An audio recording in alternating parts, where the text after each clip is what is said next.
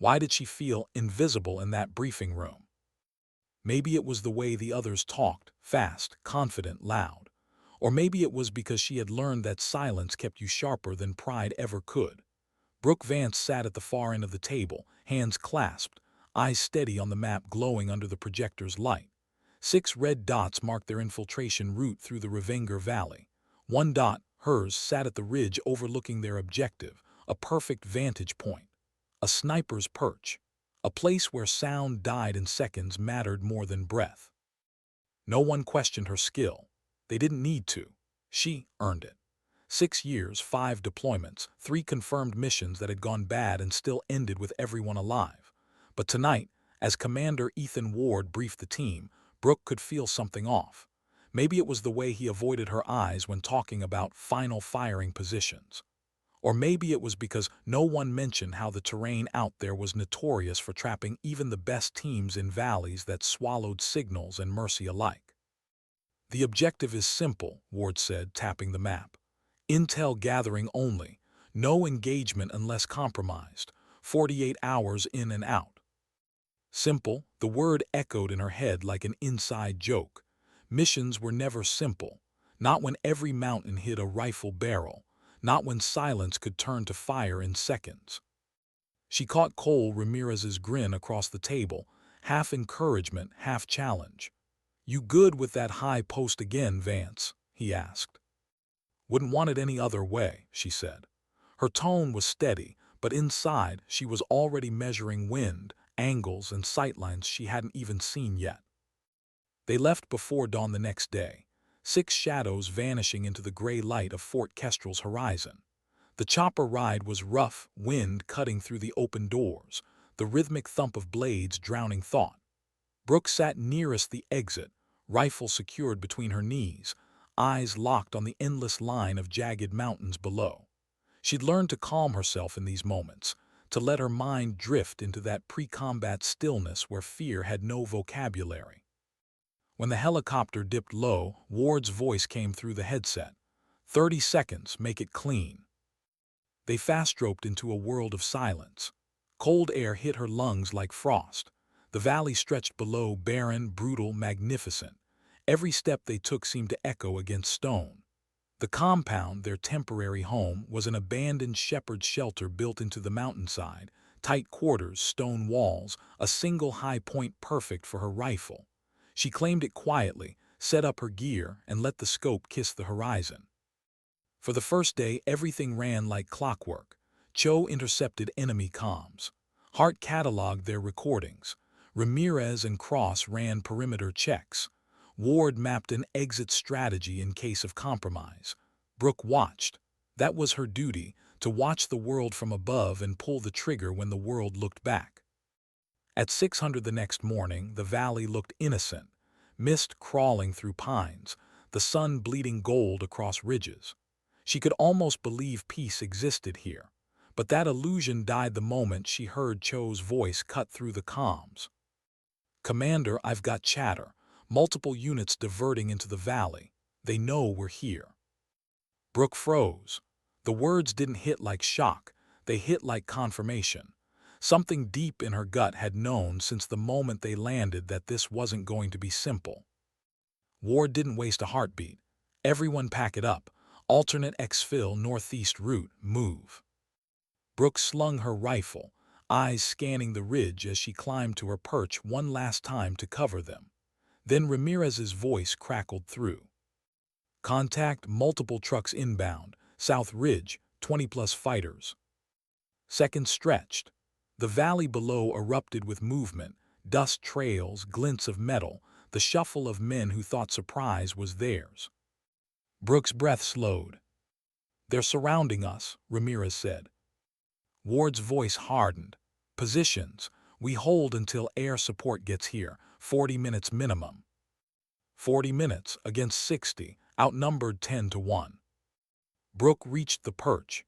She could see them now, lines of militants spilling from trucks, some disciplined, others reckless. They spread out in practiced formations, the kind that said they'd done this before. She adjusted her scope, the cool metal pressing against her cheek, her heartbeat sinking to the rhythm she'd trained into muscle memory. She fired thousands of rounds in silence, but this time the silence was heavier. "Permission to engage?" she asked. "Granted," Ward said. "Make your shots count." Her finger brushed the trigger, her breath halved, and time collapsed. The first shot broke the stillness like glass shattering. 600 meters. The round tore through the commander of the Southern squad before his mouth could finish an order. The fighters around him froze. Confusion rippled like electricity through their lines. She shifted, chambered the next round, and took another, PKM gunner setting up behind cover. Gone. The rest scattered, firing blindly into the rocks, their bullets chipping stone meters away from her face. Brooke didn't flinch. She learned that panic was contagious. Calm was its antidote. Below, she could hear her team moving like a single organism. Ward shouting positions. Cross-firing short controlled bursts. Hart's voice tight, professional. Every sound was survival in motion. "Southern element scattering," she called out, voice even. "Two down, leadership hit." "Copy," Ward replied. "They'll regroup, watch for flanking moves." And they did. From the west came shadows, fast, clever, closing distance through rough terrain. She swung her rifle 350 meters. One target sprinted between rocks. She tracked his rhythm, predicted his next dash, and squeezed. He folded mid-motion. "Western push confirmed," she said. "Engaging." Her world narrowed again to wind, breath reticle. Each shot was its own heartbeat. Each heartbeat another second closer to dawn or death. For 15 minutes the mountain roared. Dust clouds hung like ghosts. Gunfire echoed off cliffs, overlapping with distant shouts in a language she barely understood. She didn't need translation to know what they were saying. Find the sniper. Kill her first. They tried. Rounds snapped over her head, some close enough to hum. Shards of rock stung her cheek, leaving thin red lines she didn't feel until much later. But she stayed steady. She'd been hit before, by shrapnel, by fear, by guilt. All wounds bled the same way if you let them. "West retreating," Ramirez called out. "You broke their push." "Good," Ward replied. "North still advancing. Watch that ravine." Brooke swung north. Through the scope, the world was distant and intimate all at once. Shadows moved in the ravine, disciplined, deliberate, professionals. She waited for one to expose himself. 2 seconds later, he did. She fired once, watched him fall. Another took his place. Another shot. The line stalled. She could almost feel the shift, their confidence cracking under the invisible weight of precision. Her hands moved on instinct, reloading smooth and silent. She'd been in firefights where chaos ruled, grenades, shouting, blood in her teeth. This wasn't that. This was controlled, surgical, quiet devastation. And yet beneath the precision, emotion simmered. A memory, her father's voice, back before the Navy, before all this. "Patience is a marksman's virtue, Brooke, but mercy is a sniper's burden." He taught her to shoot on an old range outside Austin. She'd been 12. He died before he saw what she became. Maybe that was why, even now, every trigger pull carried his ghost. The next shot cracked. Another life ended. Mercy had no place here, not tonight. "Ammo check," Ward's voice broke through. 85 rounds, she replied. "That'll have to do." The valley was crawling now south, west, north. Too many shapes, too many guns. The militants had realized brute force might overwhelm precision.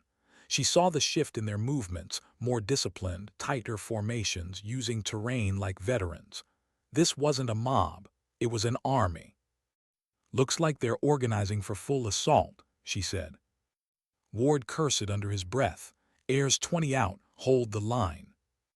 Hold, such a simple word for something so brutal. The sun started to fall, shadows lengthening like blades. The air grew thinner, colder. Brooke's shoulder ached from recoil. Her eyes burned from staring through glass. But she couldn't stop. Every pull of the trigger was another 10 seconds of life for her team below. Her breath fogged the scope. She wiped it, refocused. Another silhouette, another target. She didn't think about who they were anymore. Thinking made you human, and humanity got you killed. Still, as she fired, part of her whispered, "How many before they stop?" 15 minutes, Cho's voice came. Still no air. "Copy," Ward said. "We'll last 15. He didn't sound certain. The militants were adapting, coming in waves now, testing, probing, forcing her to divide focus between 3 directions. Her hands were steady, but her heartbeat quickened. A rare thing for her. Not fear, just math. She knew the numbers too well. 60 hostiles, 6 operators, 40 minutes until help. And she was the difference between living and dying. Her next shot tore through a machine gunner's chest. He dropped. Another took his place. She shot again. The rifle bucked. The echo thundered. Dust, wind, metal, prayers whispered into comms. The mountain itself felt alive now, breathing with gunfire and fear. She was part of it, its pulse, its teeth, its silence. Down below, Hart called for medical. Cross was hit, grazing wound. Brooke heard it but couldn't look, couldn't break focus. If she missed now, the line would break. "Stay with me, Ryan," Hart's voice cracked through static. Brooke fired again, harder now, anger bleeding into precision. The shot dropped another fighter mid-run. The southern group wavered, started falling back. "South retreating," she shouted. Ward's voice came through, low, fierce. "Good work, Vance, keep them off us." But she wasn't sure how long she could. Her shoulder throbbed. Sweat stung her eyes. She blinked it away. Then, just as the light dimmed to amber and dusk swallowed the valley, she saw it, movement. A flash of metal near a truck. The glint of a mounted gun swinging toward their position. "Technical heavy gun," she said. "Targeting compound." She didn't wait for approval. 3 rounds, center mass. The truck's engine coughed black smoke, then erupted in sparks. Fighters scattered. "Truck disabled," she said quietly. Ward exhaled audibly. "Copy that." And for a fleeting second, she allowed herself a breath. But in that breath, she also felt it, the weight of what she'd done. The growing pile of silhouettes she could no longer name. The knowledge that somewhere in the smoke, a mother would never see her son again because of her trigger finger. She pushed the thought down. The mission wasn't over. Not yet. The wind changed first. A low, shifting current that carried the smell of cordite and smoke up from the valley floor. It was faint, but Brooke noticed it instantly. She always noticed everything before it became dangerous. That's what made her valuable, and what made her life heavier than most. The sun was gone now. The mountain swallowed, light whole, leaving only thin streaks of crimson bleeding through clouds. Dusk had always been her favorite time on the range, soft air, clear vision, the world balanced between day and night. But here now, it meant something else entirely. It meant the enemy could move unseen. It meant muzzle flashes would vanish into darkness. It meant her advantage was dying with the light. "Movement south," she whispered into the calm. "Tree line alive again." "Copy," Commander Ward answered. His voice was calm but tight, the kind of calm that comes from a man who's already accepted the math and decided to fight anyway. "We've got 10 minutes to CAS. They'll hit us before that." Below, the compound was a heartbeat of motion. Ramirez reinforcing walls with sandbags scavenged from the old stable. Cho recalibrating comms for better signal bounce. Hart crouched beside Cross, who was bleeding from a shallow wound to his arm but refusing to sit still. Brooke watched them through her scope for half a second, her team, her reason. Every one of them looked small against the massive mountain backdrop. Small, but unbreakable. The militants were back in force. She could see them now, shadows moving low, shifting positions, forming attack lines. Trucks idled in the distance, lights off, silhouettes against the burning horizon. Dozens of them. She dialed her scope to 6 magnification. Her reticle hovered on a leader giving hand signals to the southern element. She exhaled, the rifle cracked. The man folded backward, disappearing into brush. "Contact," she reported, engaging leadership elements. Her voice sounded distant in her own ears, almost mechanical. That's how it always felt once the first bullet flew. The world flattened into inputs and outcomes, a calculus of breath, distance, and mortality. She cycled the bolt, fired again, then again. Each shot bought them seconds. Each second was a victory. But they were running out of both. The militants were adapting, dividing into smaller fire teams, spreading across 3 approaches: the tree line, the western ridge, and the ravine. She couldn't cover all of them. "Ward," she called out, "they're going to hit from all fronts this time. Then we make them pay for every meter." His reply wasn't courage. It was exhaustion disguised as grit, but she admired it anyway. The first explosion came from the west, a grenade detonating against the outer wall. The shockwave rattled the stones around her perch. Below, Cross opened up with controlled bursts, his wounded arm braced against the wall. "West flank taking heavy fire," Ramirez called. "Hold them," Ward ordered. Brooke swung her rifle west. Through smoke she caught glimpses of muzzle flashes, tiny bursts of orange in the growing dark. She picked one, squeezed. The flash disappeared. Another. She couldn't see the bodies anymore, only absence. Her scope's reticle flickered red as the light died completely. She adjusted for night, switched to her thermal. The world transformed, grayscale silhouettes moving through black terrain, heat signatures pulsing like ghosts. "Thermal's up," she said. "I've got targets north and west, multiple groups closing within 200 meters. "Take them," Ward replied. So she did. Her rifle sang in rhythm, thump, bolt, thump, bolt. It was a dance she knew too well, but even precision had limits. For every fighter she dropped, 2 more appeared behind him. Minutes crawled. Her shoulder burned. The scope shimmered from heat mirage. Her ear rang from suppressed fire echoing off stone. Then amid the chaos she heard it, Hart's voice, raw and frightened for the first time. "They're breaching the outer wall." Brooke swung the scope down. The western flank was chaos, militants pouring through a shattered gap, firing wild. Cross was down on one knee, firing with one hand, blood dark on his sleeve. Ramirez tossed a grenade, the blast lighting their faces in flashes of desperation. Brooke adjusted, lined up the first intruder through smoke, and fired. The round punched him backward. She moved immediately to the next. Another shot, another body. "West breach contained," Ramirez gasped through static. "Copy," Ward said. "Stay on them." Brooke's status. "Still got sight, 60 rounds left." That number hit her harder than any bullet could. 60 rounds, each one a promise she'd have to keep perfectly. No room for mistakes. Her throat was dry, her hands ached. She hadn't blinked in what felt like hours, but she stayed on the glass. Through the scope she saw a figure kneeling behind a burning vehicle, RPG on his shoulder. He was aiming at her position. She barely had time to think. The reticle danced over him, steadying just long enough. One breath, one squeeze. The round hit him center chest.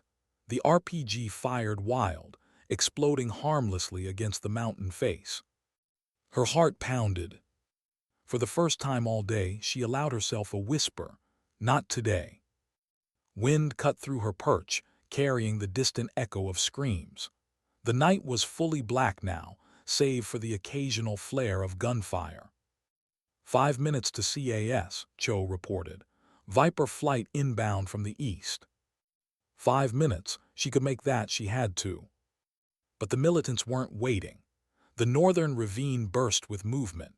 15 fighters charging full tilt toward the compound, screaming war cries that bounced off the cliffs like madness. "North assault," Brooke shouted. "Engage everything you've got," Ward barked. Her world collapsed into noise.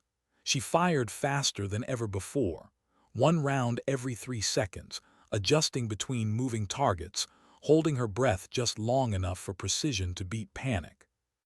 The first fell at 180 meters, the second at 160. The rest dove for cover, pinned by invisible death from above. Her rifle cycled until the barrel smoked. Her cheek pressed hard against the stock, pulse hammering through her jaw. She was running on instinct now. Thought was gone. Only rhythm remained. Below, grenades detonated again. The west side flared with muzzle flashes. Hart shouted for more bandages. Ramirez yelled something Brooke couldn't hear. The valley had become a storm, and she was its calm center. And yet in the middle of it, a strange stillness hit her. It wasn't peace. It was focus sharpened to something almost holy. She saw everything in layers: wind, drift, distance, timing, recoil, heartbeat. It was all math and music, the kind of clarity that only came when chaos demanded perfection. "CAS in 2 minutes," Cho said. "Mark your targets." Brooke scanned. The densest concentration was south: vehicles, heavy gunners, reinforcements. She flipped her laser designator, tagging coordinates. Priority target, tree line 600 meters south. Secondary, ridge 400 west. "Copy that," Cho said. She heard it then, the distant roar of engines. Jet turbines screaming across the dark sky. The militants heard it too. She could see panic ripple through their lines. Some broke for cover, others froze, too late. The first bomb hit the southern ridge with a thunderclap. Fire rolled through the trees, lighting the night like a false sunrise. The ground trembled beneath her boots. The second strike tore through the western slope, a wall of flame consuming everything it touched. Through her scope, Brooke watched the battlefield dissolve, enemy formations shredded, vehicles overturned, shadows scattering into oblivion. The noise faded into echoes, then into silence. "Enemy withdrawing," Ward's voice came through, almost disbelieving. "All sectors maintain observation." Brooke didn't move. She kept her eye on the scope, scanning through smoke and debris. The valley below was unrecognizable black earth, glowing embers, bodies strewn like discarded thoughts. "Nothing moving," she said finally. "Fields clear." The words felt foreign, like something she didn't trust yet. "CAS staying overhead for 30, Cho added. Ward exhaled. "We're alive, let's keep it that way." Brooke leaned back against the cold rock, closing her eyes for the first time in hours. Her hands were trembling now that they had permission to. Her ears rang from the aftershock. The smell of spent gunpowder clung to her gear, her skin, her hair. Below, the team regrouped, checking wounds, reloading, whispering what passed for relief. For them, the fight was over. For her, it was never that simple. Because when the noise fades, silence brings the reckoning. She thought about the shapes she'd dropped, the faceless silhouettes that once had voices, laughter, lives. She told herself it was survival. She told herself she was protecting her team. Both were true, but the truth never canceled the cost. She opened her canteen, took a slow drink, eyes drifting to the horizon. Smoke curled upward, glowing against the last traces of dusk. 73 confirmed, Cho said quietly, updating the log. Brooke didn't answer. She just stared into the dark, the echo of her own breathing loud in her helmet. Somewhere in the distance, a flare burned out, leaving the world black again. And in that darkness, she finally whispered what no one else would hear. "I never wanted to be this good." Sometimes survival isn't victory. It's just what's left when everything else is gone. She didn't hear the rotors at first, just the strange, hollow quiet that always followed a battle, like the earth itself needed a minute to breathe again. The wind had died. Even the fire on the ridge had dimmed to embers, glowing red against the black sky. Brooke sat on the edge of her perch, rifle across her lap, eyes unfocused. For the first time in hours, the scope wasn't between her and the world. Below, the compound looked smaller now, walls cracked, dust hanging thick in the air, silhouettes of her team moving like survivors crawling out of an earthquake. She wanted to stand, to move, to go down and help, but her legs felt heavy, cemented to the rock. Her ears still hummed from the echo of explosions, her shoulder bruised deep from recoil. Vance Bird inbound. 2 minutes, Cho's voice came softly through the comm. It didn't sound like him, his usual quick, sarcastic tone was gone. What was left was raw, grateful, human. She didn't reply right away. She watched as Ramirez helped Cross hobble toward the landing zone, both of them half limping, half laughing. Hart followed behind, face streaked with soot, her medical kit nearly empty. Ward was last, scanning the ridges even though the jets still circled above. He never stopped watching, even when the threat was gone. That's what leaders did. They carried the fear long after everyone else set it down. Brooke finally stood, slinging her rifle, her body aching like she'd been beaten. The climb down from her perch was slow. Every movement reminded her of the hours spent locked behind that scope, unblinking, unmoving, alive only because she refused not to be. By the time she reached the clearing, the helicopter's wash was whipping dust into the air. The team huddled low, weapons slung, eyes squinting against the storm of debris. She climbed in last. As the bird lifted, the valley dropped away beneath them, a jagged wound glowing faintly from the fire still burning below. No one spoke. For a long time, the only sound was the rotors.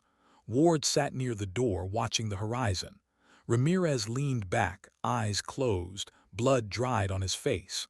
Cross stared at the floor, hands shaking just enough to betray what adrenaline had hidden. Brooke sat across from Hart. Their eyes met once. No words, just a silent acknowledgement we're still here. The pilot's voice crackled over the intercom. ETA, Fort Kestrel, 25 minutes. 25 minutes until safety, until light, until the questions. Brooke rested her head back against the cold bulkhead. Her fingers traced the edge of her rifle stock without thinking. The familiar grooves felt like a confession.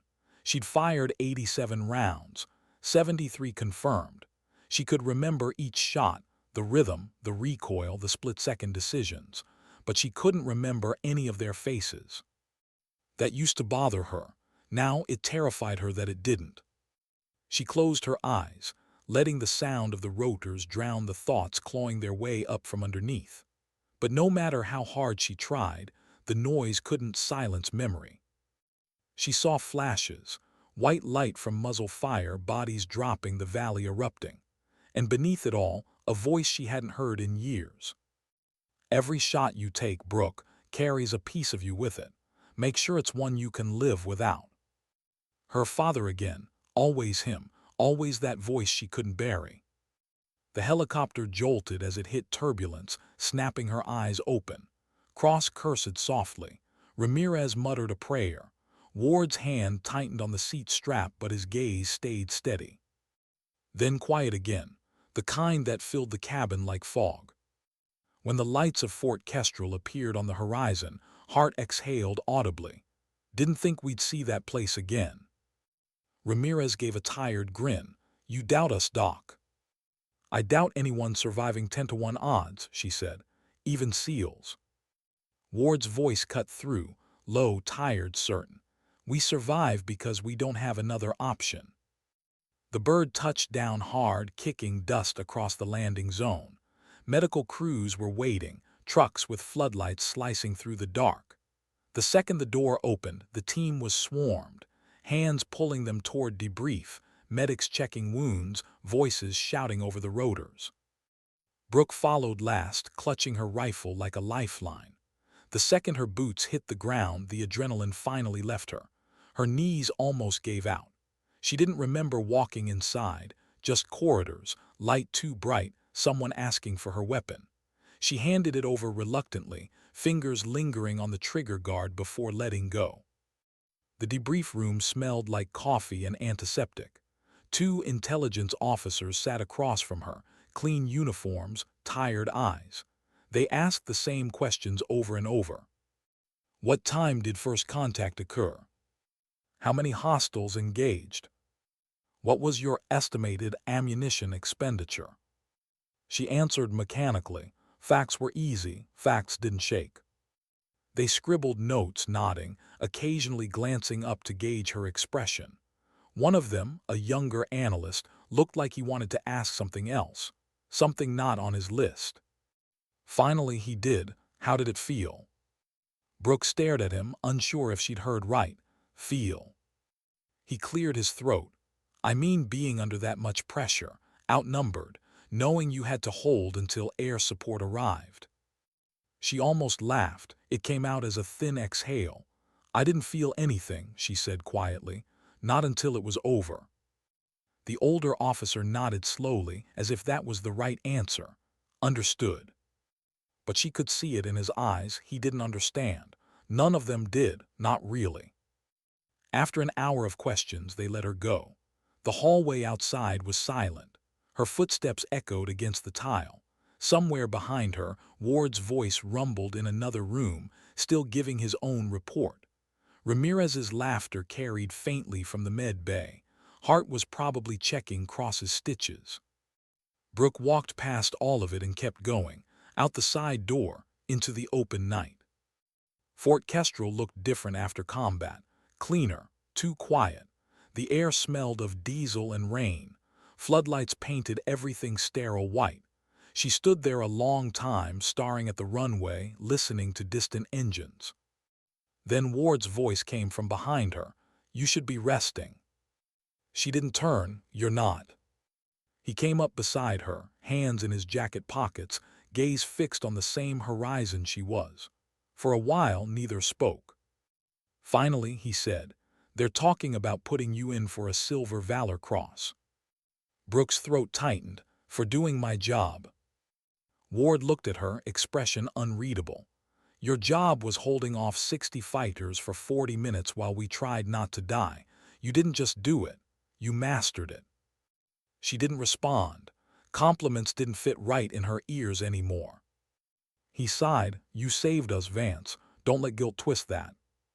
She stared at the tarmac, at the reflection of floodlights shimmering in puddles. "You ever wonder how many names we erase in one night?" Ward didn't answer immediately. Then he said quietly, "Enough that we remember why we fight, not who we fight." It wasn't comfort, but it was something.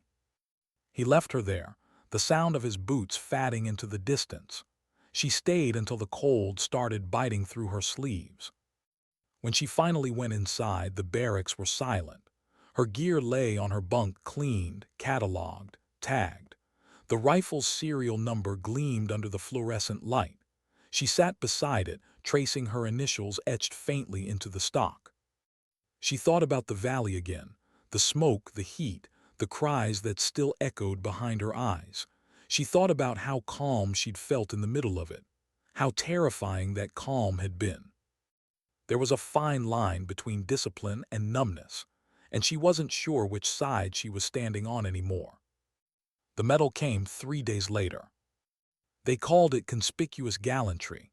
They pinned it to her uniform while cameras clicked and officers saluted. Ward stood beside her, stiff and proud. Ramirez winked from the back row. Hart smiled faintly. Cross gave her a subtle thumbs up with his bandaged arm. She smiled for them, not for herself. When it was over, she sat alone in the quiet ceremony room, the medal heavy in her hand. The engraved words meant to honor her only seemed to echo back the same truth she couldn't shake. Honor and loss often wore the same face. Outside, the world went on. Planes lifted, orders moved, missions reset. Inside, Brooke Vance sat with a medal she hadn't wanted and a silence she couldn't escape. Because victory had never felt so close to morning.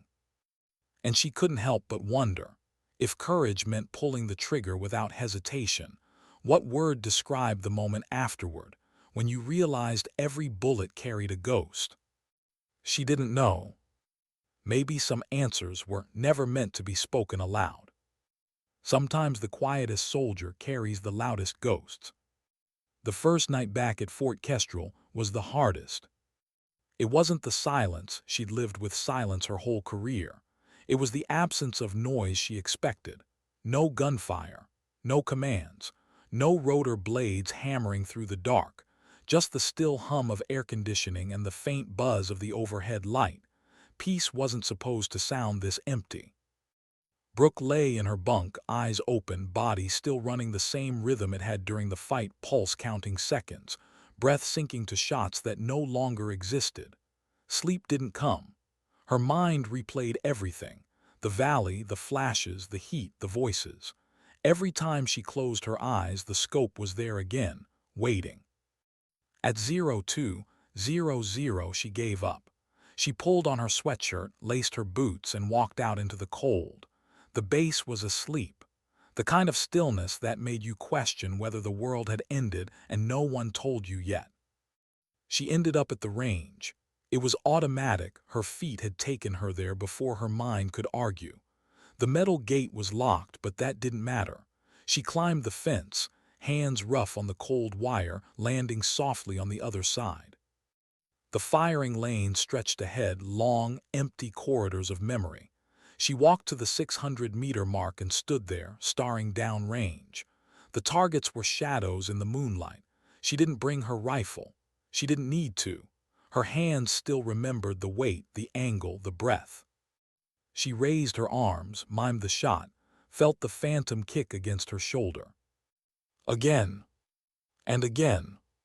By the fifth imaginary round, her hands started to shake. She lowered them slowly, chest tight, breath uneven. The air felt thick, heavy with ghosts. Someone coughed behind her. She turned sharply. A figure stood by the gate, tall, broad, familiar. Ward. "You really should be sleeping," he said softly. Brooke didn't answer, she just looked back downrange. "Can't." He stepped closer, boots crunching gravel. Flashbacks. "Something like that." Ward nodded. "They never really go away, they just fade." She gave a humorless laugh. "How long does that take?" He didn't answer right away. "You don't measure it in time. You measure it in nights like this, when you're still standing instead of breaking." Brooke looked at him. "Is that what this is, standing?" He smiled faintly. "You're upright, that's enough for now." They stood in silence for a while, both staring at the same invisible targets. The range lights flickered faintly in the distance, painting the world in washed-out gray. "You did good work out there," Ward said finally. "I killed 47 people," she replied. Her voice didn't rise, didn't tremble, it was almost a whisper. "And I can't remember a single face." Ward's expression softened. "You remember the faces that matter, the ones sitting beside you on that bird home." Brooke didn't argue, but she didn't agree either. She wasn't sure she could. Ward left her with a quiet nod, walking back toward the barracks. She stayed until dawn, watching the horizon bleed from black to gray to the softest pink, the same color the sky had been when the chopper lifted from that valley. When the first sunlight hit the targets, she finally turned away. The next few weeks passed in fragments. Days filled with debriefs, check-ins, evaluations, smiles that didn't reach her eyes, nights filled with static. Sleep would come in short bursts, 15 minutes here, 20 there, until a sound, a shadow, or a thought dragged her back to the fight. Hart noticed first. "You're zoning out," she said one afternoon during mess. "Haven't touched your food." Brooke shrugged. "Not hungry." "You never are lately." "Just tired." "Of what?"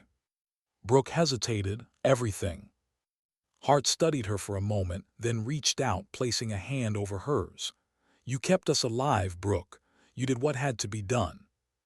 "I know," Brooke said. "That's the problem." Hart didn't press further. She just nodded quietly, the kind of understanding that comes from someone who's seen her own share of ghosts. After that, Brooke tried to hide it better. She went back to training early, running drills before dawn, perfecting movements that didn't need perfecting. On the surface, she looked like the same sniper, composed, precise, unshakable. But inside, something had cracked. It wasn't fear, it was detachment.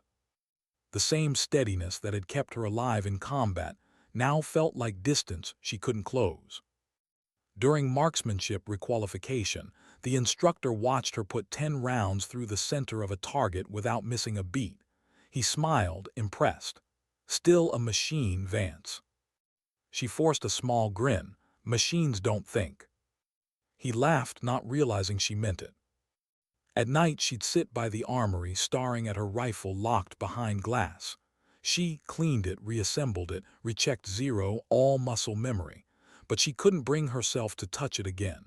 Not yet.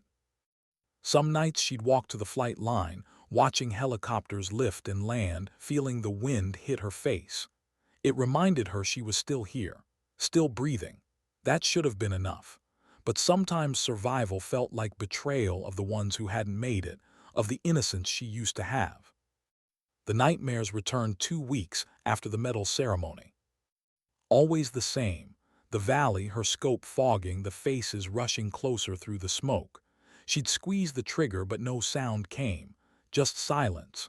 Then a figure would rise from the dust, not an enemy, but her father. He'd look at her with that same calm expression he used when teaching her to shoot. "You've gotten faster," he'd say, "but do you still know why you're aiming?" And she'd wake up drenched in sweat, hands clenched as if still holding the rifle. She stopped sleeping after that. One evening, Ward found her in the hangar, staring at the map of Revenger Valley pinned to a corkboard. He walked up beside her, eyes tracing the ridgelines. "You still there?" he asked quietly. "Every night." He nodded. "You know, when I was younger, I used to think the hardest part of this job was getting shot at. Turns out it's coming home afterward." Brooke said nothing. "You're not broken, Vance," he continued. "You're human. That's what keeps you dangerous out there and alive in here." She gave a faint smile. "Is that supposed to make me feel better?" He shook his head. "No, just less alone." That night she walked back to her quarters and stood in front of the mirror. The uniform fit perfectly, medals aligned, every crease sharp, but the reflection didn't feel like hers. She touched the medal on her chest, the Silver Valor Cross. The medal was cold, lifeless. She remembered the words they'd used at the ceremony: conspicuous gallantry and intrepidity in action. Gallantry. Intrepidity. Words that sounded heroic but didn't feel human. She took it off, placed it on the table, and stared at it for a long time. The silence of the room pressed in. She whispered, almost to herself, "What's courage worth if it costs your peace?" No one answered. The next morning she volunteered for range duty, not as a shooter, as an instructor. It wasn't glamorous. Long hours correcting stances, cleaning rifles, teaching new recruits how to breathe properly. But it grounded her. Watching others learn the basics reminded her where she came from. It reminded her that precision wasn't about death, it was about discipline. One recruit, barely 20, struggled with trigger control. She spent an hour beside him, guiding his hands, adjusting his posture, whispering steady breathing counts until he landed his first clean shot. His grin was pure joy. No ego, no violence, just accomplishment. In that moment, Brooke felt something she hadn't felt in weeks: warmth. Later that day, Hart found her by the observation deck. "You look better," she said.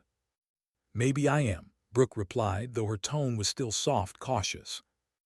Hart smiled. "Healing, not about forgetting, you know." "I know. It's about remembering differently." That night, Brooke sat outside her quarters, watching the sun dip below the horizon. She thought of the valley, of her team, of the lives she'd taken and the ones she'd saved. For the first time, she didn't replay the shots. She replayed the moments between them, the breaths, the choices, the stillness. She understood something then. It wasn't about the medal. It wasn't about the mission. It was about meaning, finding it in the silence that came after. Her father's voice returned one last time, clear as moonlight.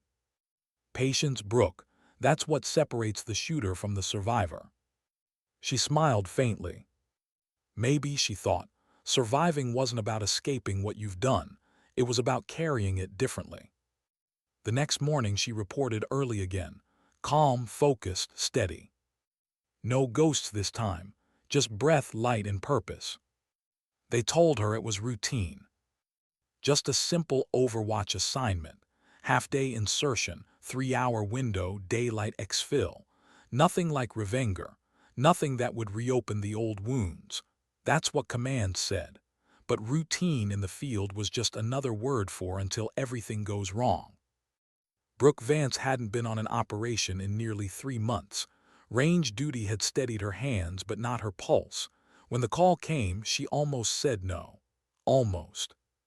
Then she remembered Hart's words, healing, about remembering differently. Maybe that's what this mission could be, a chance to remember differently. She sat in the hangar, gear laid out in perfect order.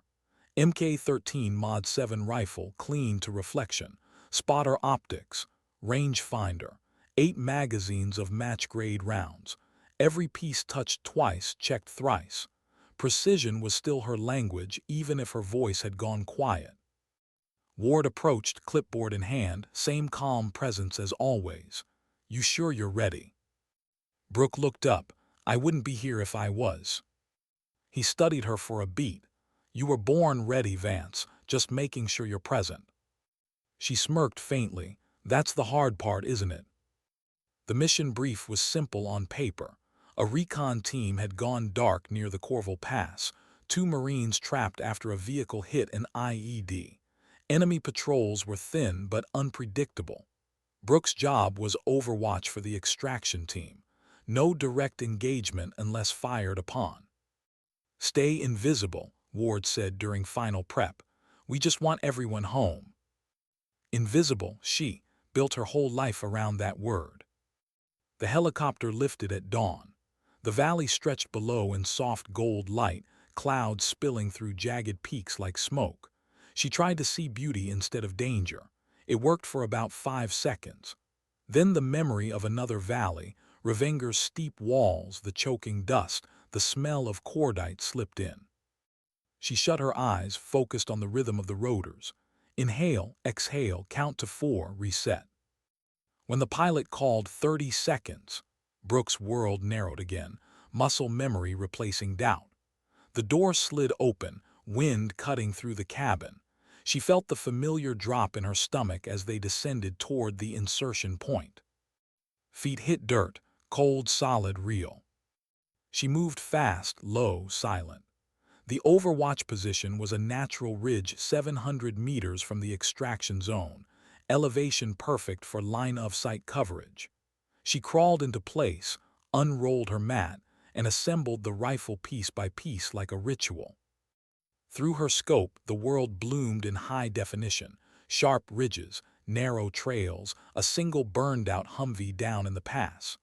Smoke rose from it in thin, nervous threads. Somewhere beyond, 2 Marines were hiding, waiting for a rescue they weren't sure would come. Her voice was a whisper over comms. "Overwatch in position, visual on LZ." "Copy that," Ward replied. "Extraction team rolling in, 5 mics." The hillside was quiet except for the wind. No movement, no sound, too quiet. Brooke adjusted her focus, scanning the ridgeline opposite. Nothing. Then, barely visible, a flicker, a glint of metal between rocks, not movement, reflection. "Possible scope flare, 300 meters north ridge," she reported. "Copy, we see it," Ward said. "Could be nothing, keep eyes on." She didn't like could be nothing. In her world, everything meant something. Her finger rested lightly on the trigger, eyes fixed through the glass. She waited. Minutes crawled. Then she saw it again, a quick shimmer, followed by the faint outline of a shoulder shifting into place. "Confirmed hostile sniper," she said, tone flat. "Angle 175. "Engage if clear," Ward ordered. She centered the reticle. Wind 3 knots left to right. Distance 712 meters. Uphill, slight rise. She adjusted 1 click for elevation. Breath in, half out, hold. The rifle cracked. The figure disappeared instantly. "Target down," she said. "Good shot," Ward replied. But the shot broke the silence, and silence breaking had consequences. Within seconds, she saw movement further down the ridge. shapes emerging. 5, no, 6. They were moving toward the crash site. Multiple contacts North Ridge, likely reacting to sniper loss, she warned. Extraction team 2 minutes out, Ward said. Hold them off if they get close. 2 minutes, 60 seconds twice over. That was all the margin between success and another revenger. Brooke steadied her breathing. Her world shrank again to crosshair and motion. She tracked one fighter sprinting downslope, another covering him. They were disciplined, militia trained by experience, not chaos. She fired, one fell, another dropped behind rock. She adjusted, fired again, missed. The round struck dirt inches from a boot. She cursed softly, corrected, sent the next round home.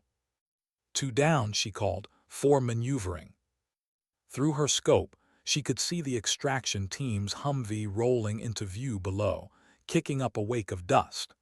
The trapped Marines were signaling from behind the wrecked vehicle. Hostiles closing from North Ridge, she said. You're 30 seconds from visual contact.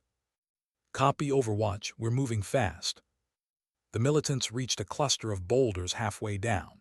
One lifted an RPG tube. Her pulse spiked. RPG on the ridge, she shouted. She fired before the words even finished leaving her mouth. The round hit center mass. The launcher clattered from lifeless hands, rolling down the slope. Her hands didn't shake. Not this time. This wasn't revenger. This was clarity. The extraction team reached the Marines, pulling them into the Humvee. Engines roared as they turned back toward the pass. Brooke scanned for pursuit, 2 figures chasing downhill, firing wildly. She adjusted, 2 quick shots, silence. LZ clear, she said. Copy that, Vance, Ward replied, his tone lighter now. Good to have you back.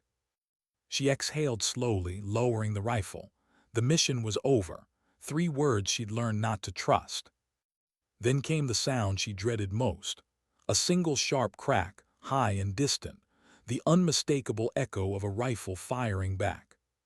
Her scope swung right. Dust plumed inches from the Humvee's rear tire. Another round, closer. Sniper East Ridge, she yelled.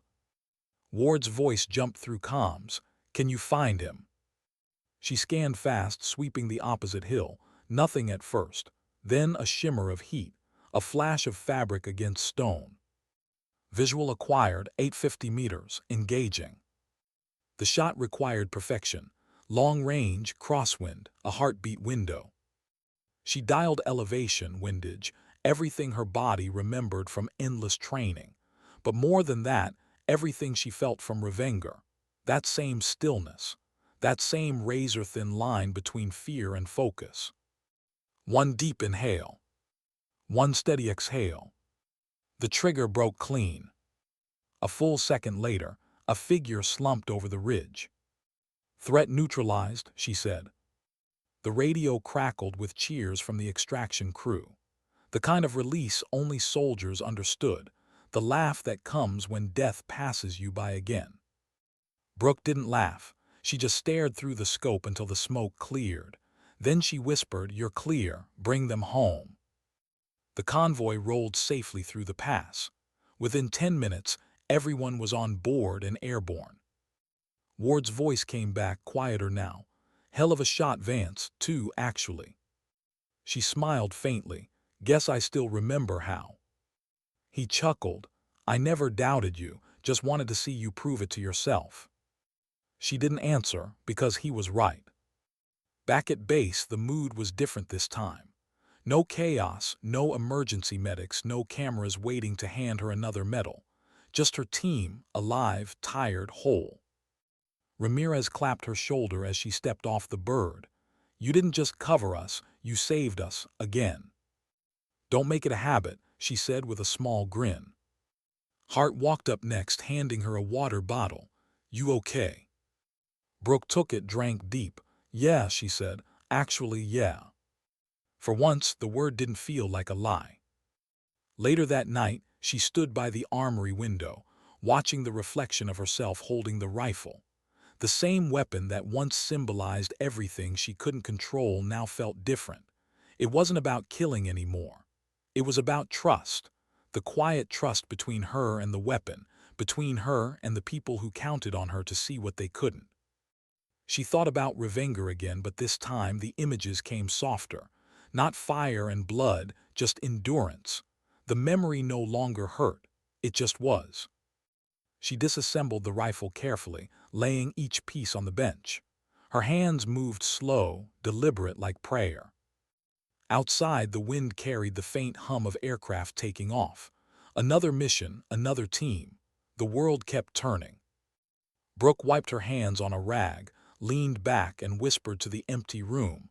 Maybe this is what peace looks like, doing the same thing but feeling different about it. The next morning she walked into the briefing room early. Ward looked up, surprised. Couldn't stay away, huh? Didn't want to, she replied. He smiled, then welcome back, sniper. Brooke nodded, sliding into her seat. Her gaze landed on the new recruits across the table, fresh faces, restless energy, the kind of fire she used to have. She caught one girl's nervous glance and offered a small, steady smile. For the first time in a long time, she wasn't the ghost in the room. She was the anchor. Outside, sunlight spilled across the tarmac, bright and endless. Brooke looked out through the window, feeling that light hit her face. It didn't blind her anymore. It just reminded her she was still here, alive, steady, whole. Sometimes redemption doesn't roar. It whispers through calm hands, steady breath, and the courage to return to the fight without losing your soul. The range smelled of oil and brass, familiar, grounding. Morning light stretched long across the lanes, turning the air gold.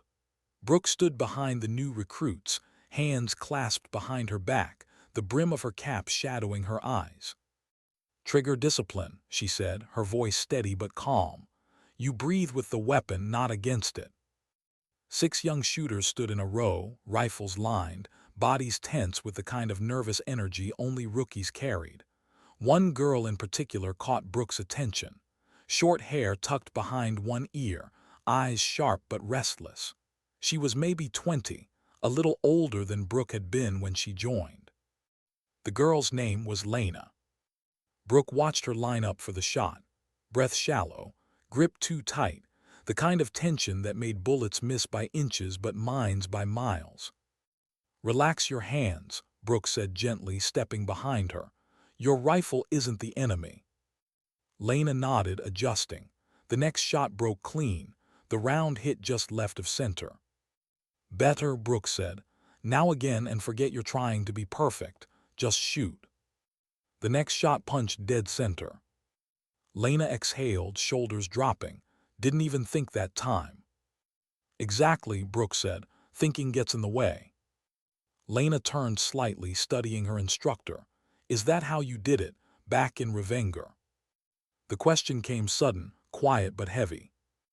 Brooke froze for half a second.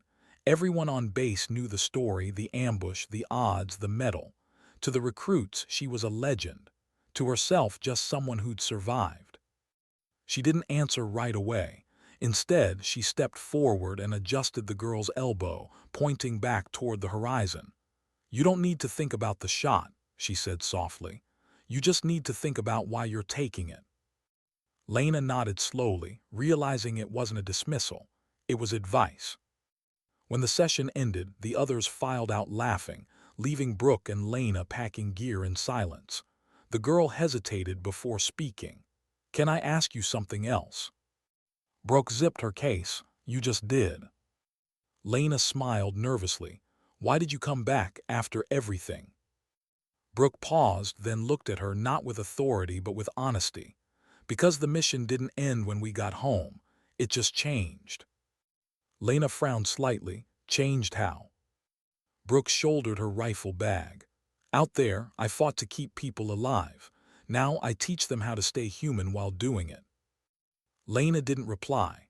She just nodded, and for a moment the weight of understanding passed between them, quiet, unspoken, real. Later that day, Brooke found herself alone in the observation tower overlooking the training fields. The wind carried the faint sound of rifles firing, steady and rhythmic. Each crack echoed like a heartbeat. She remembered when that sound had meant survival. Now, it meant something different: discipline, responsibility, balance. Ward's voice broke the stillness. "I figured I'd find you up here." She turned slightly, smiling. "I like the view." "Or the quiet," he said. "Both." He stepped beside her, resting his hands on the railing. "You've been spending a lot of time with that new recruit." "Lena." "Yeah, reminds me of someone." Brooke smirked faintly. "Let me guess, me." "Back before you forgot what sleep was," he said with a grin. Then softer, "She looks up to you, you know." "She shouldn't," Brooke replied. Ward studied her. "You ever think maybe that's what you're here for now? Not to fight, but to show them what it costs and why it's still worth it?" Brooke didn't answer. She just stared out across the field where Lena was reloading for another round. Ward patted the railing once. "Command," asking if you'd consider returning to field operations. "Advisory role, your call." She stayed quiet for a long moment. "I'll think about it." He nodded, understanding that in Brooke's world, "I'll think about it" meant maybe, when I can breathe again. That evening the mess hall was unusually loud: laughter, metal trays clanging, music faint in the background. Brooke sat at the far end with her team: Ward, Ramirez, Hart, and Cho. It felt strange being together again outside the fight. No gear, no tension, no blood under their nails. Just people, tired, flawed, alive. Ramirez raised his glass. "To survival," he said with his usual grin. Hart rolled her eyes. "You say that every time." "Because it keeps working." Laughter rippled around the table. Brooke smiled, small but genuine. Ward leaned closer. "Feels almost normal, doesn't it?" "Almost," she said. Hart nudged her. "You're starting to smile more." Brooke tilted her head. "Don't get used to it." But she was, slowly. After dinner she walked back toward her quarters. The night air was warm, carrying faint echoes of the base. Crickets, engines, a door closing somewhere. Halfway to her room, she spotted Lena sitting alone by the hangar, staring at her rifle under the floodlight. Brooke hesitated, then walked over. "Trouble?" she asked. Lena looked up quickly. "Oh no, ma'am, just thinking." "About what?" "About what happens when you miss." Brooke studied her face. It wasn't about the shot. It was about fear, the kind that lives inside every soldier before their first real mission. "You will," Brooke said softly. "Everyone misses. The question is what you do next." Lena frowned. "What do you do next?" Brooke sat beside her, the cool concrete grounding her. "You breathe, you adjust. You take the next shot better than the last one. That's all any of us ever do." Lena nodded, eyes glistening with something between fear and faith. "You make it sound simple." "It's not, but it's possible." They sat there for a long moment, two soldiers separated by years but bound by the same truth, that courage wasn't the absence of fear. It was learning how to aim through it. When Brooke finally returned to her quarters, she paused at the mirror again. The reflection still wore her scars, her exhaustion, her quiet strength. But there was something new now, a faint light behind her eyes. She picked up the silver Valor Cross from her desk, turned it in her hand, and for the first time didn't see the valley. She saw the faces of her team, of Lena, of every soldier she could help carry forward. She placed the medal back down and whispered, "Maybe this was never about what I did. Maybe it's about what comes after." The next morning she was back on the range before dawn. The sky was the color of ash, the air cold enough to sting her lungs. Lena was already there, waiting, rifle case beside her. "You're early," Brooke said. "You said the world doesn't wait for hesitation," Lena replied, trying to sound brave. Brooke smiled. "Good, let's see what else it doesn't wait for." They trained until the sun rose. Brooke adjusted stances, corrected grips, gave quiet praise when deserved. Every so often she'd glance at the girl and see a reflection, not of who she'd been, but of who she could become if she chose to carry her purpose instead of her ghosts. After the last shot echoed across the field, Lena turned to her. "Do you ever stop hearing it, the sound?" Brooke looked toward the horizon where the light was climbing over the ridge. "No," she said softly, "but one day it stops echoing inside you. It just becomes part of who you are." Lena nodded. As the morning grew brighter, the recruits began to leave. Brooke stayed behind, collecting shells, cleaning benches, the small rituals of closure. Hart walked by, coffee in hand. "You've got a knack for this teaching thing," she said. Brooke smiled. "I'm starting to like it." Hart smirked, careful that almost sounds like happiness.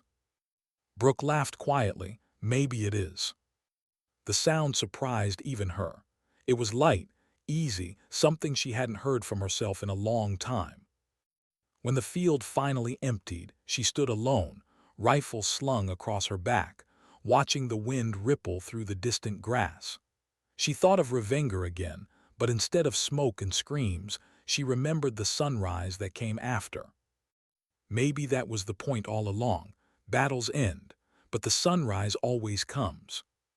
Sometimes strength isn't measured by how long you can fight, but by how gently you teach others not to lose themselves when they do.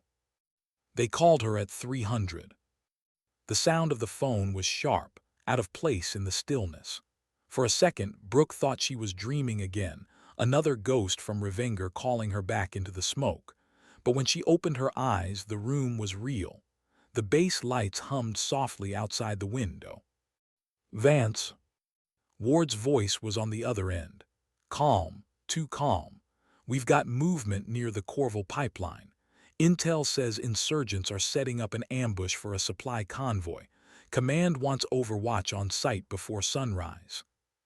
Brooke sat up, heart already aligning to the mission's rhythm. "Who's on the ground?" "Recon Unit Bravo 2. They'll need eyes and cover." "Copy that." She was halfway into her gear before Ward added quietly, "Lena on the team." Brooke stopped the trainee. She's certified now, sharpshooter, her first real op. Brooke felt something tighten in her chest, not fear, not pride, something between them. "Understood," she said, voice low. 15 minutes later, she was at the hangar. The air was cold, the stars fading into dawn. Lena stood by the transport, checking her rifle, trying to look composed. She was doing what every soldier does before their first fight, pretending calm until it becomes true. Brooke walked up. "You sleep." Lena smiled nervously. "Does anyone?" "Not if they're smart." They shared a look, half mentor, half mirror. The rest of the team was ready. Hart was tagging along as field medic, Ramirez coordinating exfil routes, Ward, as always, at the head. The helicopter lifted before the sky turned gray. Inside, the mood was quiet, not fear, just focus. Lena sat across from Brooke, hands tight on her rifle. The same rifle Brooke had taught her to breathe with. "You'll be fine," Brooke said over the engine's roar. "Just remember what we practiced." Lena nodded. "Breathe, don't think." Brooke smiled faintly. "That's the one." The chopper banked left, descending over rugged terrain, dry ridges, broken rock, scrub trees scattered like scars. The Corval pipeline shimmered in the distance, a long silver vein cutting through the desert. The insertion was clean. No contact, no noise. Brooke and Lena took the high ridge while the others moved to secure the convoy path below. The sunrise spilled light over the valley, sharp and pale. From her perch, Brooke unfolded her bipod, glassed the terrain, and immediately spotted movement, 3 trucks half a kilometer east, silhouettes against the glow. "Eyes on," she whispered. 3 vehicles, unknown count, possible enemy recon. Ward's voice came through comms. "Copy that. Hold until positive ID." She adjusted the scope. The men were armed, AKs slung, moving slow, deliberate, not random. "They're setting up roadblocks," she said. "This is the ambush." "Copy, engage if hostile." Brooke steadied her breath, finger brushing the trigger. Then beside her, Lena adjusted her own rifle, whispering into comms, "Overwatch 2 ready." It was strange, hearing her call sign, confident, composed. Brooke felt a flicker of pride she didn't have time to analyze. The insurgents were moving faster now, setting up cover positions, digging in. Brooke exhaled and fired. One down, then another. The group scattered, shouting, diving behind rocks. "Contact," Ward's voice barked. "All teams engage." The valley erupted in sound, gunfire cracking across open air, dust rising like smoke. The convoy halted, defensive formation snapping into place. Brooke shifted targets seamlessly, her world narrowing to motion and math. She could feel Lena firing beside her, steady cadence, clean shots. The rhythm was perfect. Through her scope, Brooke watched the girl she'd trained move like she'd been born for this. Every movement deliberate, every breath timed. But then a flash, a muzzle burst from the far ridge. "Sniper," Brooke shouted, "southwest slope." She adjusted instantly, scanning for the source. Found it. A figure prone behind a truck 900 meters out. "Vance," Ward called, "you've got him." "Working it," she said. Beside her, Lena tracked the same target. "I see him," she whispered. "Hold," Brooke warned. "I've got the shot." Lena, "Wait." But the girl fired first. The round went wide, sparking off metal. The hostile spotted the flash and returned fire. The shot struck the rock inches from Lena's shoulder, spraying dust into her eyes. She ducked, coughing. Brooke reacted instantly. Adjusted, aimed, fired. The enemy sniper's rifle flew back, the man collapsing behind cover. "Target down," she said sharply. Lena wiped grit from her face, shaken. I thought I had it." Brooke's tone softened. "You almost did. You'll get him next time, but don't rush a ghost. Let it come to you." Lena nodded, still breathing hard. The firefight below began to thin. The insurgents were breaking, retreating toward their trucks. Brooke took one last shot, clipping a tire to stall their escape. The others scattered into the hills. "Area clear," Ward called. "Good shooting, everyone. Hold Overwatch while we recover the site." Brooke leaned back slightly, muscles aching, eyes scanning the aftermath. Smoke drifted through the valley. The rising sun turned everything golden, too beautiful for the ugliness it had just witnessed. Beside her, Lena was silent, staring through her scope at nothing now. Her hands trembled faintly. Brooke recognized the feeling, that strange mix of relief and disbelief that comes after your first real firefight. She placed a hand on the girl's shoulder. "Breathe." Lena inhaled shakily. "It's never like training." "It's not supposed to be," Brooke said softly. "Training teaches you control. The fight teaches you why you need it." They stayed that way for a moment, mentor and student, watching the smoke drift away. When they exfiltrated an hour later, the ride back was quiet. Lena stared out the window, lost in her own thoughts. Brooke didn't interrupt. Some silences weren't meant to be filled. Back at base, the debrief was short. Minimal casualties, mission success, clean, efficient textbook.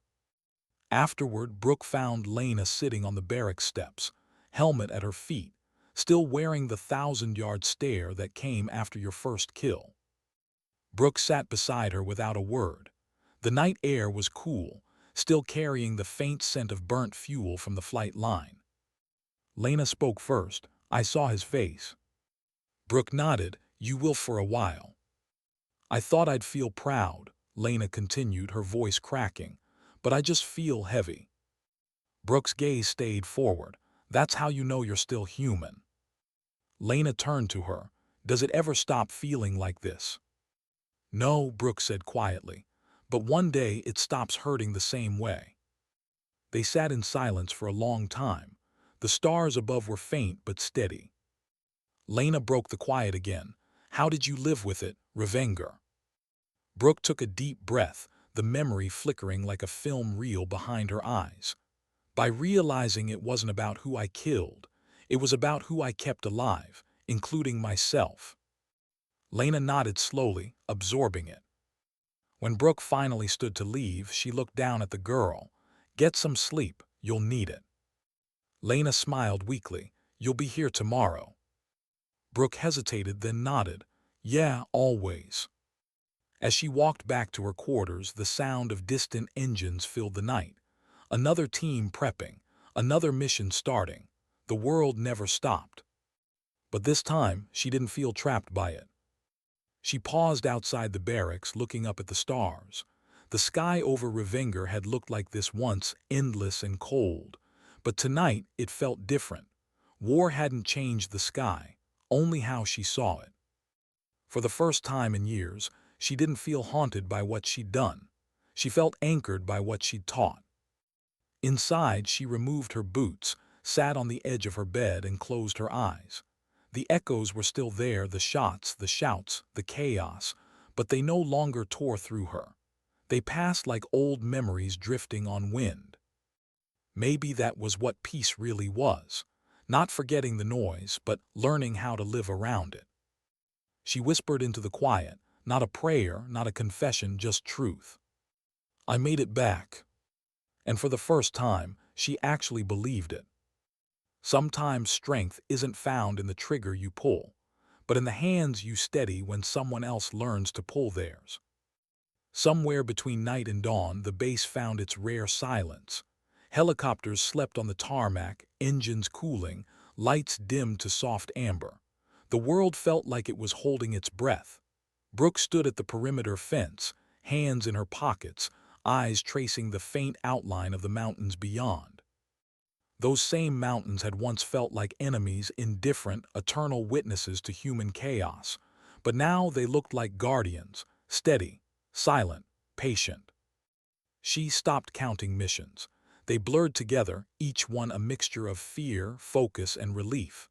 The numbers had stopped mattering a long time ago. What mattered was who came home. A soft crunch of gravel behind her.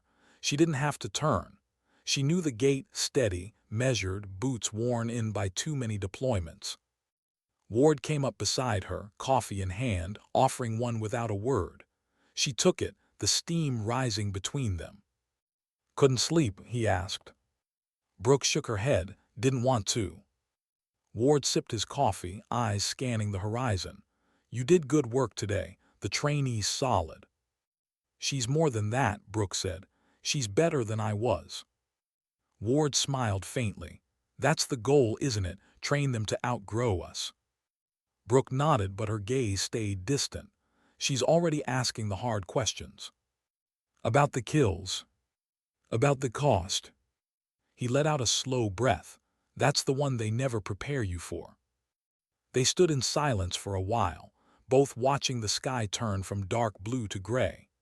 The first light touched the peaks, and the world began to wake, vehicles humming, voices murmuring, the machinery of the base coming alive again. Ward turned to her. You ever think about what's next? Brooke looked at him. You mean after this? He nodded. You've done more than enough. You could take the instructor billet permanently, maybe even step back for good. She smiled faintly. And do what? Grow tomatoes somewhere. He chuckled. You might like it. Maybe, she said softly, but not yet. He studied her for a moment. You know, when I first met you, you barely said 10 words in a briefing. You just listened. Quietest sniper I'd ever seen. I was nervous, she said. No, he replied. You were focused. You already knew silence wins fights long before I did. Brooke smirked. Maybe I just liked watching everyone else talk themselves in circles. They both laughed, the easy kind that comes only after surviving enough nights like this. When Ward finally left, she stayed at the fence a while longer, watching the light grow stronger. The air smelled clean, fresh metal, coffee, the faint trace of dust from the open road beyond the gate. She thought about all the people she'd met in uniform, the loud ones, the quiet ones, the brave ones who broke and the broken ones who turned brave. She thought about Hart's steady hands, Ramirez's reckless humor, Cho's nervous energy, Ward's unshakable calm. And Lena, the one who carried pieces of Brooke's old self forward into a world that would test her the same way. It didn't feel like regret anymore. It felt like legacy. Later that morning, she walked to the range again. No trainees yet, just the wind moving across the targets. She laid her rifle down on the bench but didn't load it. Instead, she sat, elbows on knees, staring through the scope without touching the trigger. For years, this glass had been her world, a tunnel between life and death, focus and fear. Today, she saw something else. The horizon looked peaceful. The light refracted through heat shimmer, painting gold over gray.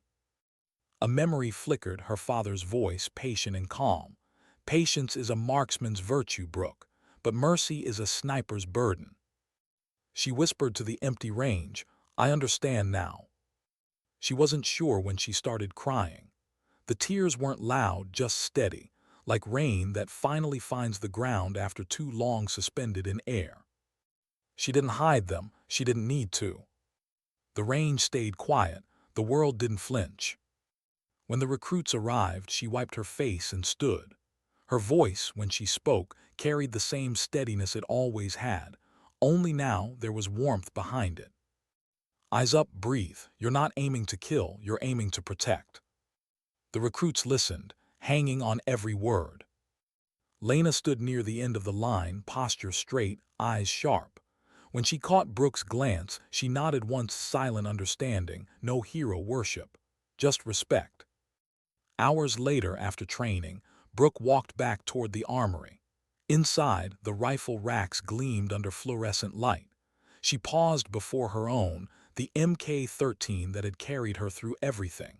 The steel had worn smooth from years of use.